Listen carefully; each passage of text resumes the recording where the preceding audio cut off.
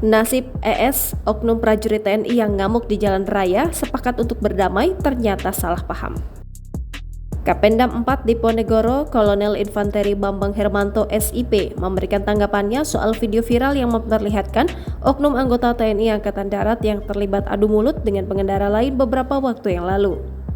Kapendam 4 mengatakan perselisihan yang terjadi antara oknum TNI Angkatan Darat dan pengendara mobil Toyota Sienta Silver berinisial NH tersebut merupakan salah paham. Diketahui oknum TNI Angkatan Darat tersebut berinisial ES merupakan prajurit Kodam 0733 KS. Adu mulut keduanya diketahui terjadi di Jalan MH Tamrin, Kota Semarang pada Jumat 3 Maret 2023. Kejadian tersebut bermula dari kendaraan mobil Toyota Sienta Silver dengan nopol H1531HS memepet Honda Freed dengan nopol B1155JA yang dikendarai oleh oknum anggota TNI inisial ES.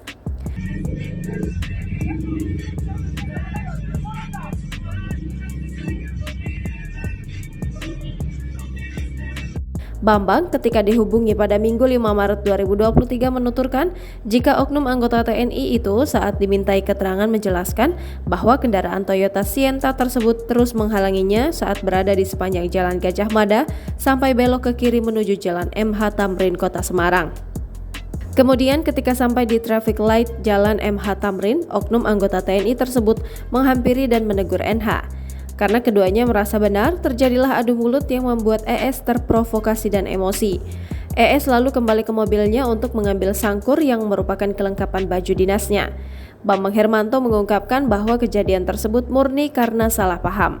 Dia menambahkan pimpinan TNI Angkatan Darat berkomitmen untuk menegakkan aturan hukum yang berlaku.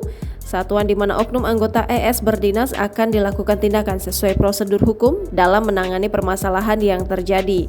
Pihak Satuan Kodim 0733 KS telah mengambil langkah diantaranya telah meminta keterangan terhadap oknum anggota ES serta berkoordinasi dengan instansi terkait untuk mendapatkan alat bukti lainnya. Kapendam 4 menambahkan bahwa sebagai warga negara punya hak yang sama termasuk di jalan raya. Hingga berita ini dikeluarkan, kedua belah pihak telah selesai dimediasi dan saling memaafkan. Mereka bersepakat untuk tidak melanjut ke ranah hukum.